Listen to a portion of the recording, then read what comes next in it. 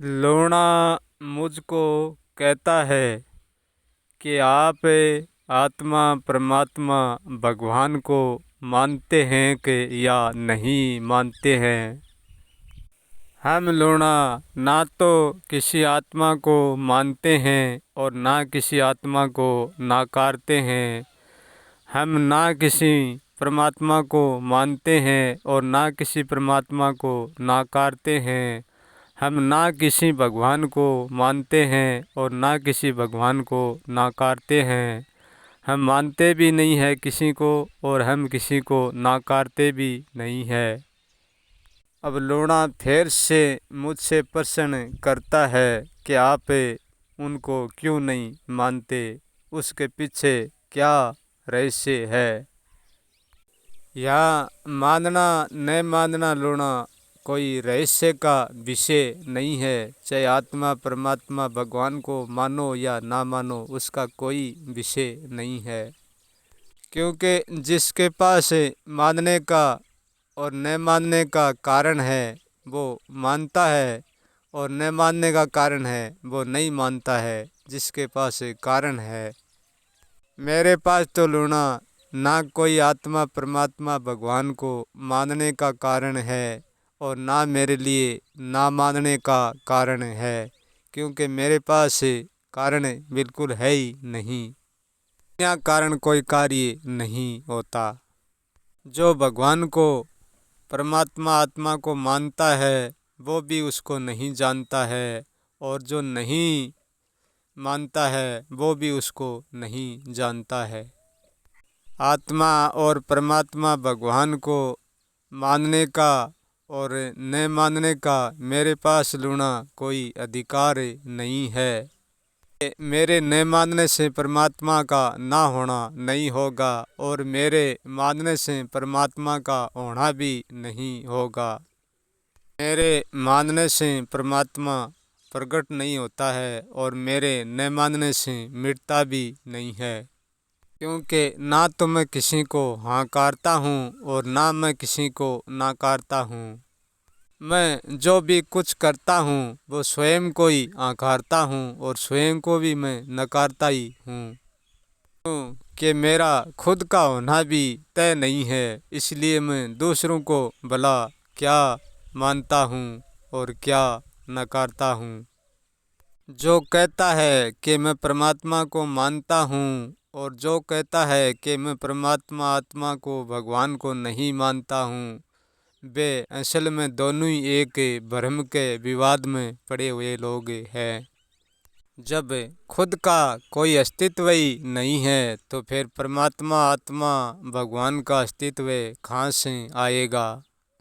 खुद का अस्तित्व है तो फिर भगवान का भी अस्तित्व हो जाएगा, आत्मा परमात्मा का ही अस्तित्व बन जाएगा। तो मेरा स्वयं का कोई अस्तित्व नहीं है, क्योंकि यहाँ आत्मा परमात्मा भगवान जो भी कुछ बनता है वो मुझसे है, परंतु मैं उनसे नहीं हूँ। क्योंकि मेरे पास मानने का कोई ठोस कारण नहीं है और नकारने का ही कोई ठोस कारण नहीं है। यदि हमारा ज्ञान, हमारा ध्यान, हमारा होश, हमारा जागरूक रहना, ये हमारा शरीर, ये हमारी बनावट, हमारा सब कुछ छीन छीन ले तो फिर हमारे पास क्या बचता है शेष।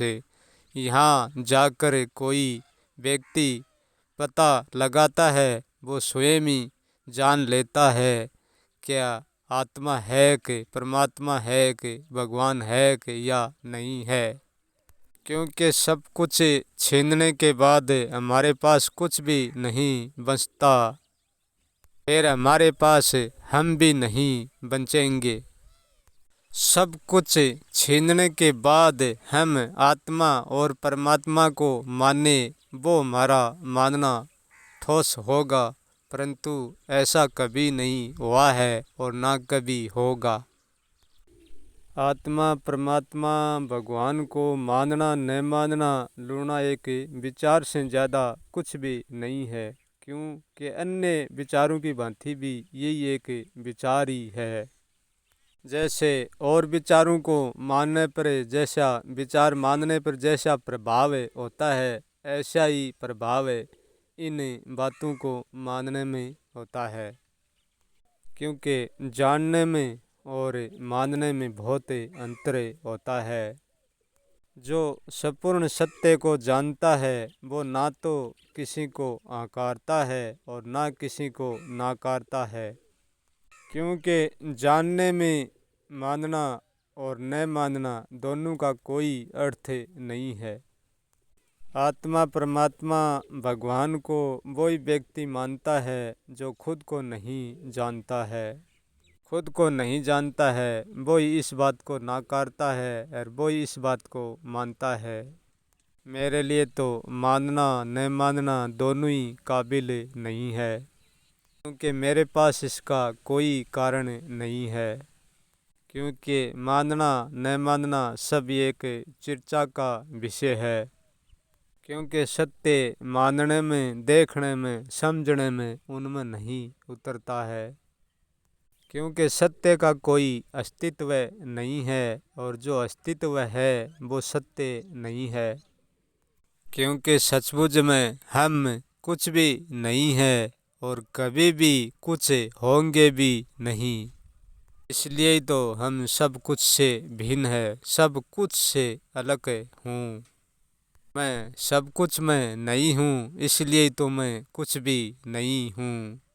जो यहाँ है उसका मुझे पता नहीं है और मुझे जिसका पता है वो यहाँ है नहीं।